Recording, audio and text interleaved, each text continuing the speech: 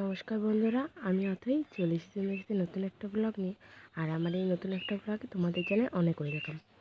তো কেমন আছো তোমরা? আশা করছি সবাই ভালো আছো, আর আমিও বেশ ভালো আছি। আজকে তোমাদের সাথে একটা ভিডিও নিয়ে চলে এসেছি, সেটা হচ্ছে ক্লিনিং ভিডিও। কী করে তোমরা তোমাদের ঘরের এই মিক্সার গ্রাইন্ডারকে সবসময় পরিষ্কার পরিচ্ছন্ন রাখবে, খুব সহজেই সেই একটা টিপস তোমাদের সাথে আজকে শেয়ার করব। তো চলো বেশি বকবক না করে ভিডিওটা শুরু করি। আর যারা আমার চ্যানেলটাকে এখনও সাবস্ক্রাইব করেনি, অবশ্যই কিন্তু চ্যানেলটাকে সাবস্ক্রাইব করে দিও। আর যে সকল বন্ধুরা অলরেডি সাবস্ক্রাইব করেছো তাদেরকে জানাই অসংখ্য ধন্যবাদ। তো চলো ভিডিওটা শুরু করা যাক। দেখো, ফার্স্ট টাইম তোমাদের দেখিয়ে নিই আমার মিক্সার গ্রাইন্ডারটার কী অবস্থা।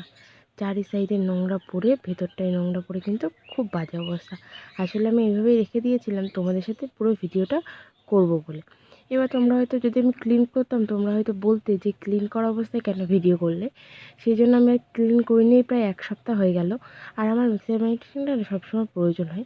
যাই হোক, বাকিটা সব পরে বলছি।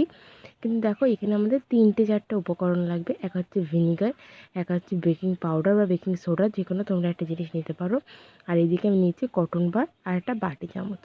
ফার্স্টে তোমাদের কী করতে হবে, 1/2 চামচ মতো বেকিং সোডা নিয়ে নিতে হবে বাটিতে। নিয়ে এবার ওর ভিতরে 1 মুটকি মতো ভিনিগার অ্যাড করতে হবে। করে এটা সুন্দর করে দেখবে এরকম একটু গ্যাজা গ্যাজা মতো হবে। এবার এটাকে সুন্দর করে পেস্ট মতো বানাতে হবে। হ্যাঁ, এটা কিন্তু গ্যাজা গ্যাজাই থাকবে, এটা কিন্তু কোনোভাবে মিশবে না। তো গ্যাজা গ্যাজা অবস্থায় কিন্তু তোমাদের এটা লাগিয়ে নিতে হবে। তো দেখো, আমি কিন্তু আগে ভালো করে এটা মিক্স করে নিচ্ছিলাম। চাইলে তোমরা এর ভিতরে একটু লেবু অ্যাড করতে পারো, কিন্তু আমার মতে লেবু না দিলেও ভালো হবে। তো চলো, এটাকে দেখো আমি মিক্স করে নিচ্ছি সুন্দর করে। এবার আমি এটাকে মিক্সার গ্রাইন্ডারে লাগাবো। ফার্স্টে একটা কটন নিয়ে নিয়েছিলাম, এই কটনের মাধ্যমেই কিন্তু লাগাবো, তাহলে জিনিসটা তো সরু সব জায়গায় যাবে। দেখো, ফার্স্টে আমি একটু লাগিয়ে দিচ্ছি, আর লাগানোর সঙ্গে সঙ্গে দেখো নোংরাগুলো কী সুন্দর উঠে যাচ্ছে। তো এইভাবেই আমি সবটা আগে লাগিয়ে নেব, তারপরে আমি বাকিটা পরিষ্কার করব। তো যেহেতু আমাদের মিক্সার গ্রাইন্ডারটা সবসময় প্রয়োজন হয়, যেহেতু টুকিটাকি মশলা তো করতেই হয়, তার চেয়ে বড় কথা আমার বাবানের খাবার করতে হয়। দুবার যেহেতু ওকে ভাত দিই, ভাতটাতে আমি মিক্সিতে পেস্ট করে দিই, যেহেতু ওর এখন দাঁত ওঠেনি, ও সবটা খেতে পারে না চিবিয়ে, যার কারণে এইভাবে ওকে খাবারটা খাওয়াই। আর সেই জন্য মিক্সার গ্রাইন্ডারের প্রয়োজন আমার সবসময় হয়। সেই জন্য যে জিনিসটা প্রত্যেক দিন ব্যবহার করতে হবে, সেই জিনিসটা যদি সবসময় পরিষ্কার পরিচ্ছন্ন না থাকে, দেখতেও কিন্তু ভালো লাগবে না। আর কেউ যদি এসে তোমার জিনিসগুলো এইভাবে পরিষ্কার পরিচ্ছন্ন দেখে, তোমাকে বলে, তখন কিন্তু বেশ ভালোই লাগে। এই জন্য আমি চেষ্টা করি সবসময় সব জিনিসগুলো পরিষ্কার পরিচ্ছন্ন করে রাখার। তো দেখো, তোমাদের সাথে ভিডিও করব বলেই আমি এতদিন কিন্তু এটা পরিষ্কার করিনি। যাই হোক, দেখো কথা বলতে বলতে কিন্তু আমি এগুলো সুন্দর করে লাগিয়ে নিচ্ছিলাম। বেশ সব জায়গায় একটু লাগিয়ে লাগিয়ে নেবো, যে জায়গা হলুদ হলুদ মতো হয়ে রয়েছে। এবার অনেকে কী করে বলো তো, অনেকে অনেক সময় সার্ফ বা সাবান দিয়ে এটাকে পরিষ্কার করে। হ্যাঁ, সার্ফ সাবান দিয়ে কিন্তু পরিষ্কার হবে, কিন্তু যেহেতু এগুলো ইলেকট্রিক জিনিস, তো সার্ফ সাবান দিয়ে পরিষ্কার করতে গেলে না জিনিসগুলো ভালো করে ধুতে হয়। আর ধুতে গেলে না ভিতরে জল ঢুকে যাবে, জিনিসটা নষ্ট হয়ে যাবে। আর ঠিকঠাক মতো যদি তুমি জল দিয়ে না ধুতে পারো, জিনিসটা কিন্তু ভেতরে ফেনা ফেনা মতো থেকে যায়। আর তখন দেখতেও বা কেমন লাগবে বলো। যাই হোক, আমি তোমাদের সাজেস্ট করবো কেউ ওরকম কাজ করো না। আমি যে টেকনিকটা দেখাচ্ছি, এই টেকনিকটা তোমরা অ্যাপ্লাই করতে পারো। আমি ভিডিও শেষে আরও তোমাদের একটা টেকনিক বলে দেবো। তো এটা তোমরা কিন্তু মাসে 2 থেকে 3 বার করতে পারো, কিন্তু এর বেশি করবে না, যেহেতু এটা ইলেকট্রিক জিনিস। তার হ্যাঁ, তোমাদের একটা কথা কিন্তু বলে রাখি, যখন তোমরা এটা পরিষ্কার করবে, প্লাগটা কিন্তু অবশ্যই খুলে নিও, নাহলে কিন্তু অনেক সময় প্রবলেম হতে পারে। যাই হোক, দেখো আমি কিন্তু লাগিয়ে নিয়েছি সুন্দর করে। এবার কিন্তু আমি এটা ডলছি, মানে ডলে ডলে পরিষ্কার করছি। দেখো, পরিষ্কার করার সঙ্গে সঙ্গে কিন্তু আমার সব নোংরাগুলো উঠে যাচ্ছে। তো আরও একটা টেকনিক যেটা তোমাদের সাথে আমি শেয়ার করব, সেটা হচ্ছে তোমরা এর বদলেও আরও একটা জিনিস করতে পারো। যেহেতু আমার কাছে একটাই মেশিন আছে, সেই জন্য আমি একটা পদ্ধতি তোমাদের সাথে শেয়ার করতে পারলাম। আমি চাইলে অন্য একদিনও করতে পারতাম, কিন্তু ভাবলাম না, এই ভিডিওতেই তোমাদের সাথে বলে দিই। তোমরা একটু পেস্ট নিতে পারো, একটা স্কচব্রাইটের মধ্যে একটু পেস্ট সামান্য একটু জলের ছিটে দিয়েও কিন্তু পরিষ্কার করতে পারো, কিন্তু সামান্য জল দিতে হবে, বেশি জল দিলে কিন্তু এর ভেতর জলটা ঢুকে যাবে। তো তারপরে দেখো, আমার কিন্তু সব জায়গায় লাগানো হয়ে গেছে, আর এটা সারা জায়গায় গেজা গেজা মতো হয়ে গেছে।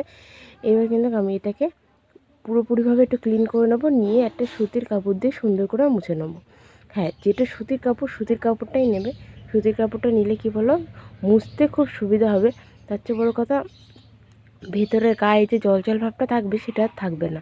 কিন্তু সুতির কাপড় যদি না নাও, তখন কিন্তু গায়ে জল জল থেকে যাবে, আর জিনিসটা কিন্তু ঠিক করে পরিষ্কারও হবে না।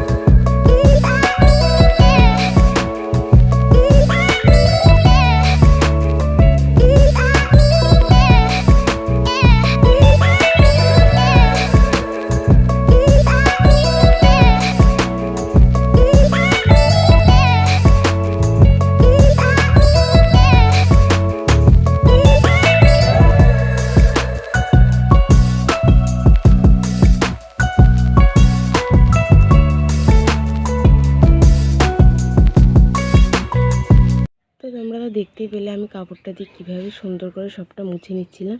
তো এইভাবে কিন্তু তোমরাও মুছে নেবে। আর চলো এবার তোমাদের রেজাল্টটা দেখাই। দেখো আমার সব কিছু পরিষ্কার করার পরে দেখো একটুকু নোংরা কিন্তু একটু জায়গায় নেই। আমি সবটা তোমাদের ঘুরে ঘুরে দেখাচ্ছি। আর এই ফাঁকগুলো যদি পরিষ্কার না করা যায়, ভালোভাবে পরিষ্কার না করা যায়, ভিতরে কিন্তু ককরোচ ঢোকে। তো যাই হোক, দেখো আমি কিন্তু পুরো সুন্দর করে জিনিসটাকে পরিষ্কার করে নিয়েছিলাম।